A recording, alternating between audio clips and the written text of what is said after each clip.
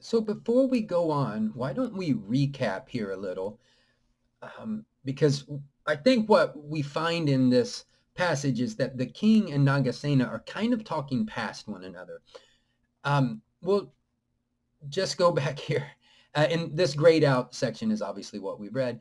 The king has asked Nagasena who or what relinks. What is it? Who is it that is going to join again? That is going to be reborn? That goes on in this samsara. Then Nagasena, our Tero, our elder, Theravada, replied that nāmarūpaṃ, the mind-body complex, rejoins. And I think here this is where they start to have a misunderstanding, because the king, he asks, is it this mind-body? Now, why would he ask that? Well, first of all, because that's the response, right? Nagasena has said nāmarūpaṃ, and so the king wants to inquires, he wants to know, this mind-body right here? We can point to our body. It's a little harder to point to our nama. So it's a good question. And I'm trying to think. Let's go on, and then we'll talk about this. Then Nagasena responds, "No, not this body. Isn't reborn." He says, but this mind body. I'm going to make this more of an active construction here. This mind body creates good and bad karma, good or bad karma. And it's from this body that another body or another mind body is kind of generated, is made. Hopefully I'm being clear about that. So let's say it again, and we'll keep it in the Pali, in the passive here, that this, or that one, not so much that it's passive, but that one creates good or bad karma with this mind body right here, and another mind body is created from this mind body. I think that there's something, one way to kind of understand that is sort of like Heraclitus, who said you can't step into the same river twice. This mind body is constantly changing all the time. So in one respect, even if we're not talking about like a post-mortem existence, like some other existence beyond this one, that we're talking about how nothing is really staying the same when we're talking about mind and body. Now, remember, mind-body is a shorthand way of talking about the 5 khandas, the 5 aggregates. Rupang is the same body, Vedana, feelings, Sanya, perception, Sankhara, which are like mental, volitional activities or formations, and then Vijnana, the consciousness. So all of those are always in flux. And it wouldn't even be correct to say that, or we could think of it this way. Think about, say you did something when I was 15, or which was 40 years ago. And now this mind body, say, suffers or enjoys the fruit of that. It's not the same mind body, right? There's continuity, but it's clearly not the same body or the mind. Again, there's continuity. There's this maybe illusion of some abiding self. But just like when we watch the video here, this video is a succession of still frames, like 30 a second, I guess, is what YouTube does. I don't know. And I think that's what my video editor says. the and when I mean the program, I am my editor. uh, no one would do such a bad job that I do. And you know, you can, like we've probably all done, and I was amazed as a kid, and the inner kid in me, I'm still amazed by taking like a sparkler or something glowing in the dark and making shapes. They look like they're actual kind of physically existing shapes, but they're not. It's just our persistence of vision. So anyway, that's kind of what's under discussion. And I think the king and Nagasena, they're using the same words, but they're not understanding them exactly the same way. So now we're going to pick up with what the king says. I'm sorry about that long introduction, but I think it's good to kind of, you know, sort of just see where everyone is. Yadi bante na imang yeva nāmarūpaṃ Paṭisandahati nanuso mutto bhavisati papakehi kamehiti.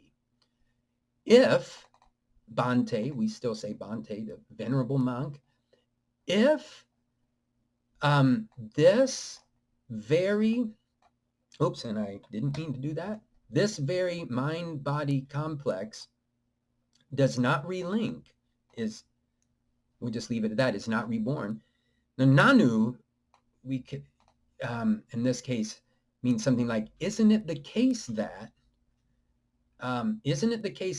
so it, mutto bhavisati, that it will be free, and then papakehi kamehiti.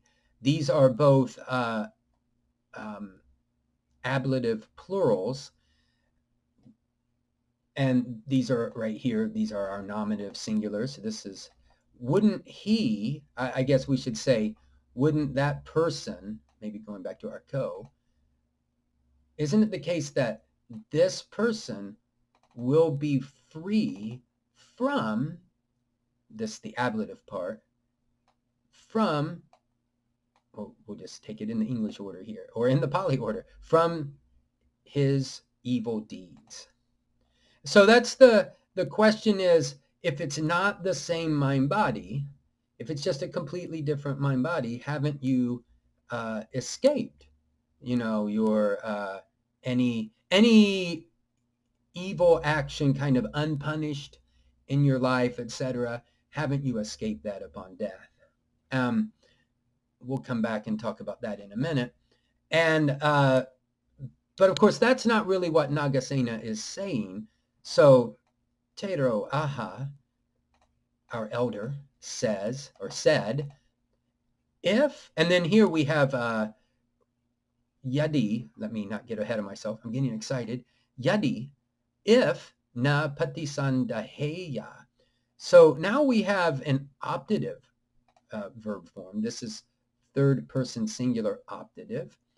If it didn't relink, meaning that it does, but he's saying, like, hypothetically, so we use the optative, or the optative is being used here because it's a hypothetical situation. It isn't a fact.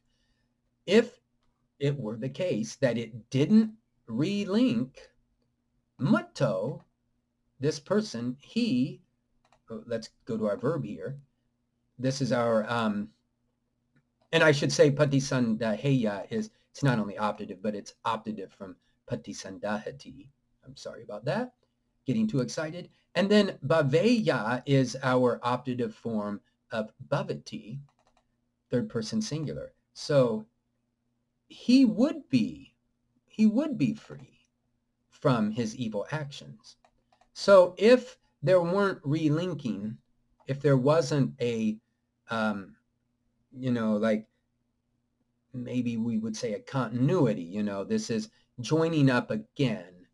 And then Nagasena goes on to conclude, yasma chako, but since, take but, our adversative cha, but since, and that ko could really be just emphasizing that Maharaja Paṭisandahati, it does relink.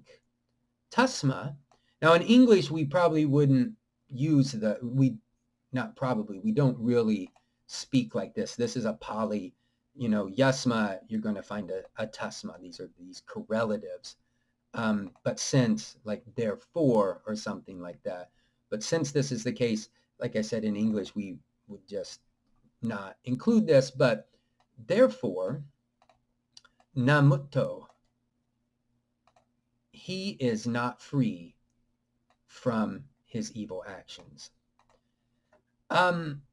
So I think, and you can let me know, dear listener, what you think about this, but I think what the king is, he's getting a little confused, because it seems like, well, this mind body isn't reborn. So if it's just some other complete mind body, isn't that the same as being free from your karma? And I think if we bring it back a little bit, and let's not go to like the post-mortem existence. Let's think within our own lives that since the mind body is constantly changing, you could, and in that sense, maybe constantly relinking, that you could make the same argument. You could say, well, something I did last year, hey, I got away with it. Or even, we don't have to be negative. We could, maybe you did something really wonderful. Is it this same mind body that's experiencing the fruit of that action? And of course, it's not the same mind and body, but it's a body that experiences this continuity, and that we have this kind of illusion that there's this maybe this abiding self, not maybe, that we have an illusion of an abiding self. So I think that's what's going on. And maybe if the king had used one word and Nagasena another, that it would make this reading a little more clear. But I do think that's what happens, or that's what's happening here. And I also think it's happening because it is kind of a complicated thing. It's not extremely simple to understand what, not only what Nagasena is saying, but also the idea that, just imagine for a minute, like, so say here I am, male, heterosexual, living in America in an undisclosed bunker. Say I'm reborn in Afghanistan as a woman who's homosexual. To think that my experience, or to think that the I that's undergoing that, I mean, it would be a very different experience. And so that is, I think there's a continuity, and it's the continuity, it's a long stream. Obviously, this mind body isn't going to enjoy the fruits of anything in a future existence, but it doesn't mean, again, that there isn't a continuity. So, and I might share a little Greek here at the end. I'll just put it up. It's from the Hermetica. It has, it's just kind of an interesting little quote, and kind of goes along with this a little bit anyway. So it'll be maybe food for thought. So with that, as always, dear listener, I wonder about your thoughts. I would love to hear them. I always get great thoughts, great insights. I learn from them. And I do apologize for my rambling, my inability to, kind of go straight down the line there. So with that, peace. So dear listener, here's a little bonus passage in Greek and English from the Corpus Hermeticum, the 12th book, the 8th kind of section there. I'll read the Greek. This isn't about the Greek, but I'll just read it. Ugar he genesis esti zoes arche, al he aestheseos, ude he metabole thanatos, al halete. So one interesting thing is this word genesis is obviously, when maybe it's not that, I shouldn't say it's obvious, but this is like Genesis. This is where we get our word Genesis. So the first book in the Bible, as well as the notion of coming into being. And it can have the meaning of birth. So, or I should say, which makes it exactly cognate with the Pali jati. They go back to the same root of like generation. So birth is not a beginning, like archaeology, um, not a beginning of life, but of sense perception.